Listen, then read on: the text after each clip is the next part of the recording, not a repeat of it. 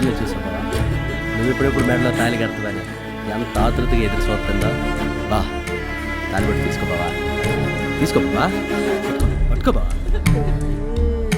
పదావా కట్టు బా కట్టే అమ్మా కొంచెం జరిగా కట్టు బావా మంచి ముహూర్తమే కట్టు ఆడపడికే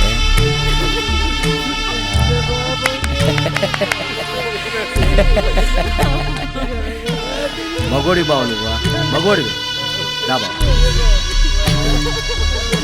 నువ్వు కోరుకున్నట్టుతోనే తాళి కట్టించి మనం కట్టించాను మరి ఇంకా మూత అలాగ పెట్టుకున్నావేంటి నీకు నచ్చినట్టుతోనే కదా తాళి కట్టించాను మరి మొక్క ఏంటి అలాగ పెట్టుకున్నావా నవ్వేంటి ఆయన నువ్వు ఓ మీ ఇద్దరు బాధలు నాకు అర్థమైనాయి తాళి కట్టించావు బావేడి ఏమ్మా అదే బాధపడుతున్నావా ఒక్క 2 నిమిషాల్లో నీ పక్కన ఉంటాడు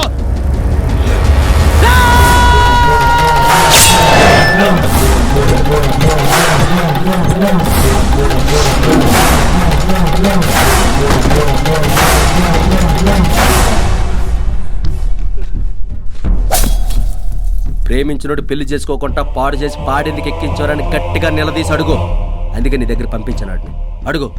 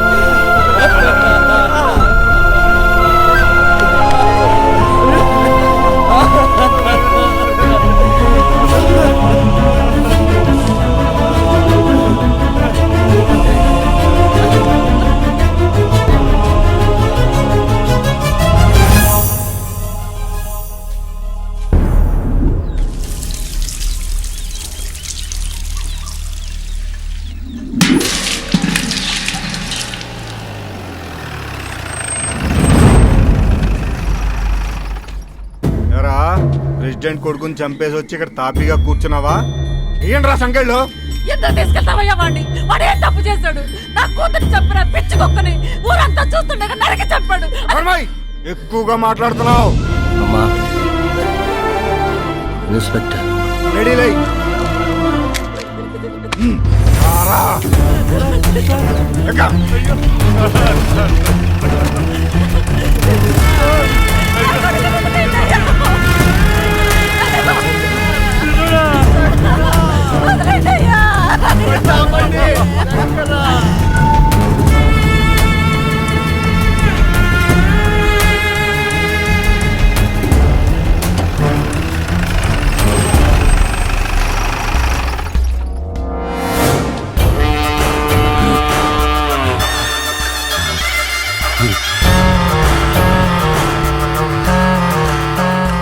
శంకరా 50 ఏళ్ల చరిత్రలో తండ్రి కొడుకు తలకి కురిపెట్టని చూడలేదురా అది నీ మూలంగా నేను చెయ్యాల్సి వచ్చిందిరా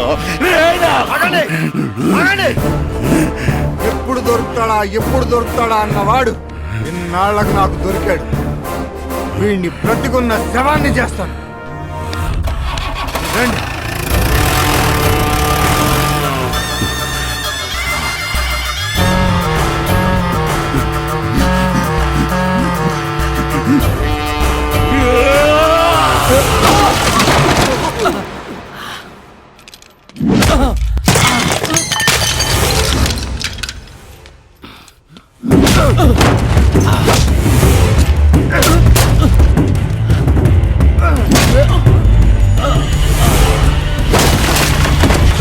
ఇట్ట కొడితే చచ్చిపోతాడు సార్ చచ్చిపోని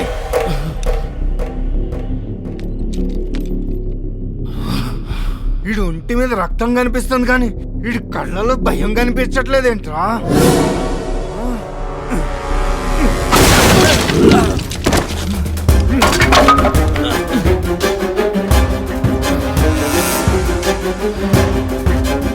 ఇప్పుడే స్టేషన్లో ఎంటర్ అవుతున్నా.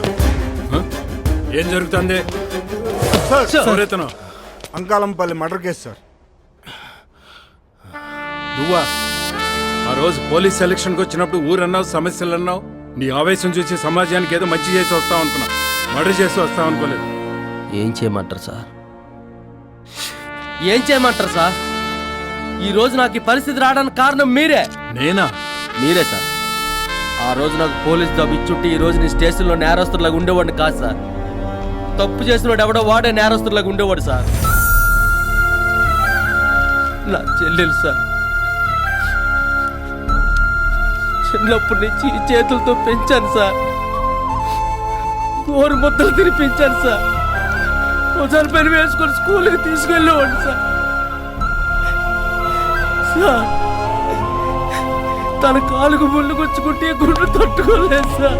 తట్టుకోలేదు. అలాంటి నా చెల్లెల్ని దారుణంగా చంపేశారు సార్. దారుణంగా చంపేశారు సార్. అలా అని చంపేస్తావా? అలాంటి వాడిని శిక్షించడానికి చట్టం ఉంది. ఈ చట్టం ప్రెసిడెంట్ గారు చుట్టాం సార్. ఊర్లో అన్యాయం జరిగితే ప్రెసిడెంట్ దగ్గరికి వెళ్ళాలి, లేదా పోలీసుల దగ్గరికి వెళ్ళాలి. వాళ్ళిద్దరు కలిసి అన్యాయం చేస్తే ఎవరి దగ్గరికి వెళ్ళాలి సార్? ఎవరి దగ్గరికి వెళ్ళాలి? చెప్పండి సార్, చెప్పండి. ఇంకా నీ చేసింది మీకు తప్పు అనిపిస్తే ఈ కోర్టులు సెక్షన్లు వద్దు సార్, వద్దు. ఇక్కడే ఇప్పుడే ఎన్కౌంటర్ చేసి నన్ను చంపేయండి సార్, చంపేయండి.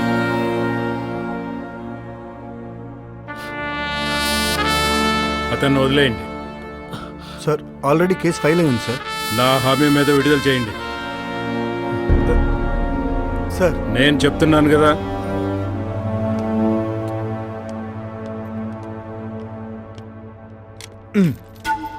టైం బాగుంది.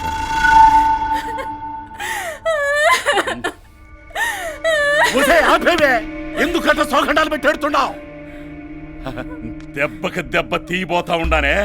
స్టేషన్ లో ఆడు చచ్చాడన్న వార్త కోసం ఎదురు చూస్తా ఉండా. నా కొడుకు ఇదిగో ఎస్ఐ ఫోన్ చేసి ఉన్నాడు. చెప్పప్పా, కొట్టిన దెబ్బలకి ఆ శంకర్ గారు చచ్చినారా? ఆ వార్త తినాలని నా చెవులు ఎదురు చూస్తున్నాయి. చెప్పప్పా. ఏం చెప్పేది? ఆ శంకర్ గారు నీకు మొగుడు అయితే ఎస్పీ గారు నాకు మొగుడు. వాడు చెప్పిన కట్టుకాలంతా ఇనేసి ఆయన కరిగిపోయి ఇటు చేసినాడు. ఏం మాట్లాడుతున్నావురా? ఏం మాట్లాడే? పెట్టేసా ఫోన్.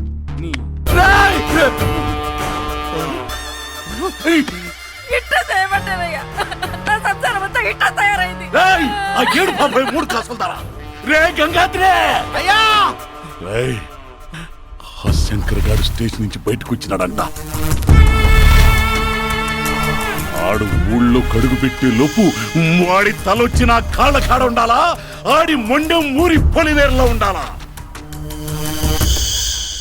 గుండెల్లో కత్తి దించేంత గుండె ధైర్యం ఉన్న మగోణ్ణి పంపండ్రా.